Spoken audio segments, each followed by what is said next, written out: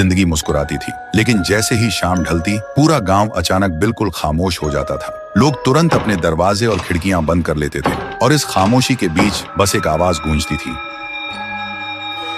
एक ऐसी घंटी जो हर शाम खुद ब खुद बजने लगती थी। और सबसे अजीब बात, वह घंटी बिना किसी सहारे हवा में तैरती हुई चलती थी। उसकी आवाज इतनी तेज होती थी कि जो भी उसे सुन लेता उसके कानों से खून बहने लगता और उसका सिर फट जाता। और सुबह गांव के बीचों बीच उसकी कटी फटी लाश मिलती थी। इसलिए डर के मारे लोग शाम होते ही अपने अपने घरों के दरवाजे बंद कर लेते थे। उसी गांव में रहता था थुंग थुंग। थुंग थुंग खेतों में दिन भर कड़ी मेहनत करता था और शाम ढलने से पहले ही घर लौट आता था। लेकिन थुंग थुंग के दिमाग में सिर्फ एक ही सवाल घूमता रहता था कि अगर घंटी हवा में तैरती है तो उसे चलाने वाली ताकत क्या है और उसका राज क्या है। फिर एक शाम थुंग थुंग ख्यालों में इतना खो गया कि उसे पता ही नहीं चला कब शाम के 7 बज गए। फिर वह जल्दी से घर की तरफ निकल पड़ा। लेकिन गांव में कदम रखते ही उसने देखा वह घंटी हवा में तैरती हुई सीधा उसकी तरफ आ रही थी। यह देखते ही थुंग थुंग घबरा गया और तभी वह घंटी तैरती हुई बिल्कुल उसके पास आकर रुक गई और जोर से बजने लगी। उसकी आवाज इतनी तेज थी कि पूरा गांव कांप उठा। लेकिन थुंग थुंग को उस आवाज से कुछ नहीं हुआ,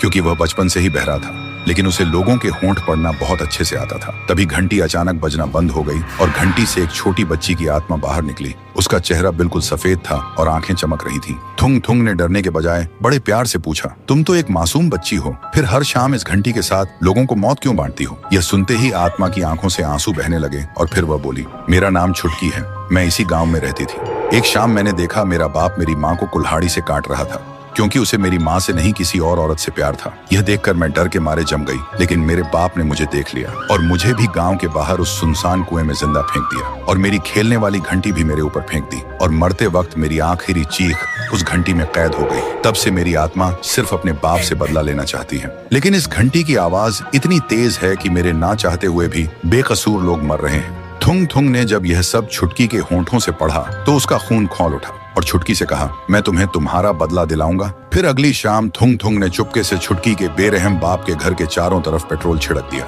फिर जैसे ही शाम के 7 बजे छुटकी की आत्मा प्रकट हुई। थुंग थुंग ने उसकी तरफ देखकर कहा, छुटकी, अब वक्त आ गया है उन पापियों को उनके गुनाहों का अंजाम देने का। यह सुनते ही छुटकी ने घंटी को पूरी ताकत से बजाना शुरू कर दिया। अगले ही पल पेट्रोल ने आग पकड़ ली और पूरा घर जलने लगा और अंदर घंटी की आवाज से एक ही पल में पापियों के सिर एक एक करके फटने लगे और देखते ही देखते सब शांत हो गया। छुटकी ने आखिरी बार थुंग थुंग की तरफ देखा। उसकी आंखों में अब गुस्सा नहीं सुकून था और धीरे धीरे वह हवा में विलीन हो गई। लेकिन जैसे ही वह गई, थुंग थुंग ने महसूस किया उसके कान अब बिल्कुल ठीक हो चुके थे और वह अब सब कुछ सुन पा रहा था। और उस दिन के बाद गांव का खौफ हमेशा के लिए खत्म हो गया।